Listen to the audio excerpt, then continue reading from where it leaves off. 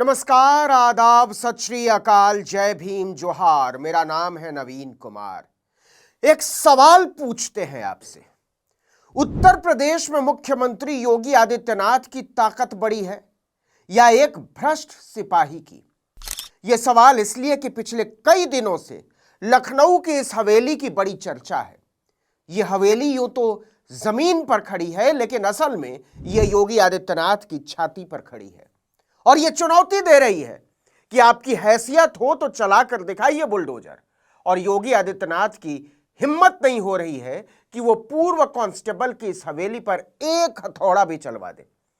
जानते हैं क्यों? क्योंकि यह हवेली इत्तफाकन उनकी अपनी जाति राजपूत समुदाय से आने वाले कांस्टेबल आलोक प्रताप सिंह की है। उस कांस्टेबल की जिसे किसी जमाने में कारोबारी से 4 किलो सोना लूटने के मामले में पकड़ा गया था। पूरी दुनिया जानना चाहती है कि केवल 21,700 रुपल्ली की पगार पाने वाले सिपाही ने 7,500 स्क्वायर फीट में खड़ी 21 करोड़ की हवेली कैसे खड़ी कर दी। अजय सिंह बिष्ट उर्फ योगी आदित्यनाथ ने पूर्व कांस्टेबल आलोक सिंह की हवेली को तब तक बुरी नजरों से महफूज रखा जब तक कि कोडीन युक्त जानलेवा कफ सिरप के मामले में छापे पड़ने शुरू नहीं हुए। बल्कि कहना चाहिए कि यह अभी भी बुलडोजर से बिल्कुल सुरक्षित है। पता चला कि आलोक सिंह नौकरी तो यूपी पुलिस की करता था, लेकिन असल में वो एक जहरीले कफ सिरप के इंटरनेशनल नेटवर्क का हिस्सा था। इसी सिलसिले में जब ईडी की टीम इस आलिशान हवेली के दरवाजे पर पहुंची तो उसे यकीन नहीं हुआ कि यह यूपी पुलिस के एक पूर्व कांस्टेबल की हो सकती है। हल्के क्रीम रंग का 2 मंजिला आलिशान ढांचा पौष गोमती नगर एक्सटेंशन से कुछ ही किलोमीटर की दूरी पर है। इसमें ऊंचे खंभे हैं, सजी हुई रेलिंग और ऊपरी मंजिल पर एक चौड़ी बालकनी है। ग्राउंड फ्लोर पर विंटेज स्टाइल लैंप लाइट से सजी ऊंची खिड़कियां एक चौड़े बरामदे में खुलती हैं। दाईं ओर एक ढका हुआ पार्किंग एरिया है जहां एक मोटरसाइकिल खड़ी है और ऊपरी मंजिल पर जाने के लिए एक घुमावदार सीढ़ी है। बाहर भी उतना ही सजा हुआ गेट है जिसके किनारे पौधों की कतार लगी है। लेकिन कमाल तो यह है कि इसके बावजूद सारे बुलडोजरों के चक्के पंक्चर हो गए, हालांकि वो लोहे के होते हैं। और योगी आदित्यनाथ की छाती पर खड़ी यह हवेली चुनौती दे रही है कि हिम्मत हो तो गिरा कर दिखाओ।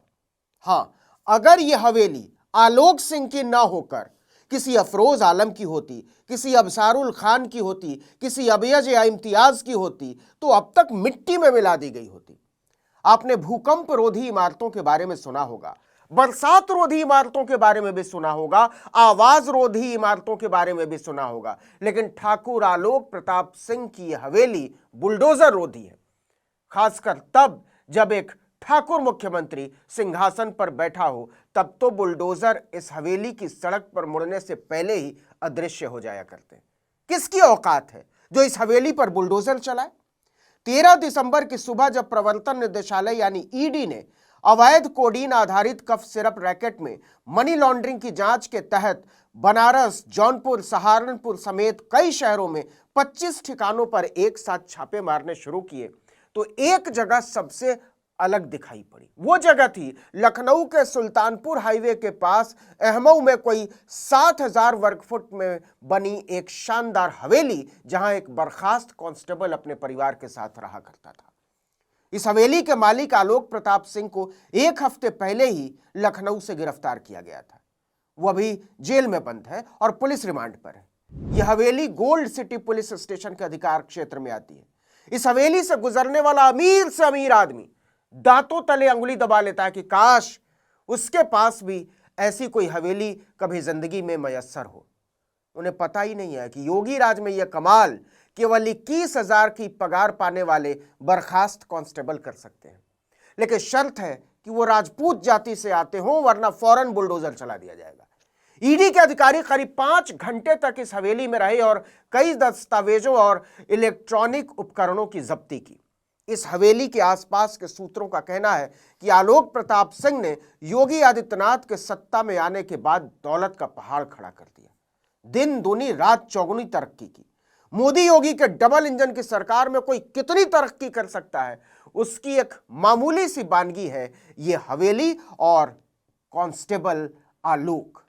एक सीनियर पुलिस अधिकारी ने बताया कि आलोक सिंह कुछ समय पहले ही अपने परिवार के साथ इस हवेली में शिफ्ट हुआ था। ईडी के सूत्रों के अनुसार यह साफ दिख रहा है कि प्रॉपर्टी के निर्माण पर करोड़ों रुपए फूके गए हैं, पैसा पानी की तरह बहाया गया है।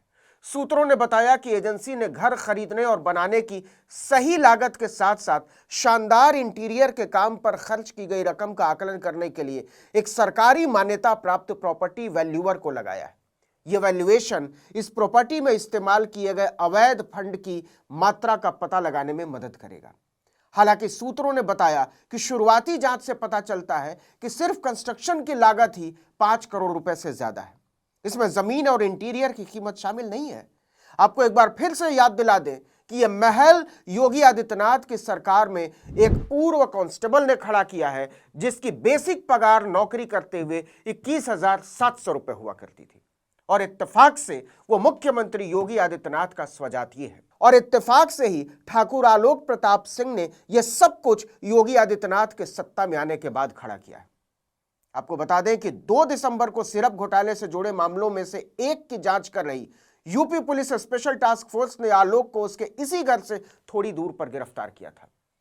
पुलिस खुद कहती है कि वो कोडीन युक्त सिरप के अवैध नेटवर्क का हिस्सा था और कथित तौर पर सिंडिकेट से जुड़े दूसरे लोगों के साथ मिलकर 2 थोक दवा यूनिट चलाता था, एक उत्तर प्रदेश में और दूसरा झारखंड में। इस रैकेट में उसकी भूमिका का खुलासा एक दूसरे आरोपी अमित कुमार सिंह उर्फ अमित टाटा से पूछताछ के दौरान हुआ, जिसे 27 नवंबर को लखनऊ में ही गिरफ्तार किया गया था। अद्भुत जगह है लखनऊ। उसके भी घर, मकान, दुकान पर बुलडोजर चलाने में योगी आदित्यनाथ के हाथ पैर कांप रहे हैं।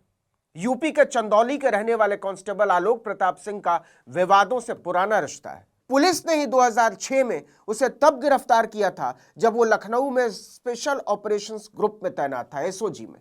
उसे अपने 4 दूसरे पुलिसकर्मी साथियों के साथ मिलकर प्रयागराज के एक बिजनेसमैन के कर्मचारी से 4 किलो सोना लूटने के आरोप में गिरफ्तार किया गया था। इस मामले में शामिल होने के बाद आलोक को सेवा से बर्खास्त कर दिया गया।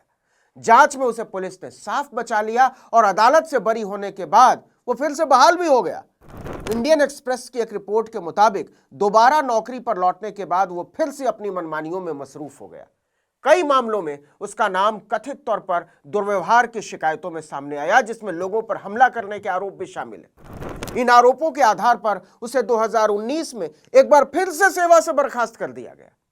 इसके बाद सूत्रों ने बताया कि आलोक कथित तौर पर ठेकेदारी के धंधे में आ गया और अक्सर राजनीतिक रूप से जुड़े और प्रभावशाली लोगों की संगति में देखा जाने लगा। सूत्रों ने बताया कि एक पूर्व सांसद के साथ उसकी कुछ तस्वीरें भी सामने आई, जिससे उसके बढ़ते नेटवर्क के बारे में अटकलें और तेज हो गईं। पिछले साल फरवरी में कोडीन बेस्ड कफ सिरप और दूसरी नशीली दवाओं के अवैध स्टोरेज, बिक्री और तस्करी की जांच के लिए यूपी सरकार ने एक ज्वाइंट इन्वेस्टिगेशन टीम बनाई थी। इसमें स्पेशल टास्क फोर्स और Uttar Pradesh food safety and drug administration department शामिल थे।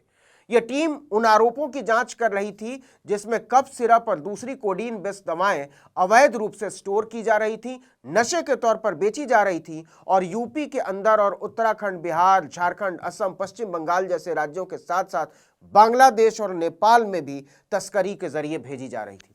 अब तक यूपी के 31 जिलों में कुल 128 एफआईआर इसे लेकर दर्ज हो चुकी हैं। 32 लोगों को गिरफ्तार किया गया है। पुलिस ने बताया कि मुख्य आरोपी शुभम जायसवाल अपने परिवार के साथ दुबई भाग गया है। उसके पिता भोला जायसवाल को इस महीने की शुरुआत में ही गिरफ्तार किया गया था। कुल मिलाकर पुलिस ने अब तक 3.5 लाख बोतल कोडीन सिरप जब्त किया है, जिसकी बाजार में कीमत लगभग 4.5 करोड़ रुपए है। लेकिन बुलडोजर एक के घर पर भी नहीं चला है। क्या मजाल कि कोई बुलडोजर उन घरों, उन फैक्ट्रियों, उन दुकानों की तरफ मुड़ भी जाए। इस वीडियो में इतना ही, लेकिन अगर आपने आर्टिकल 19 इंडिया को अब तक सब्सक्राइब नहीं किया तो फौरन कर लीजिए, बेल आइकॉन दबाइए, घंटी जैसी आकृति लाइक कीजिए और कमेंट करके बताइए हमारा वीडियो आपको कैसा लगा।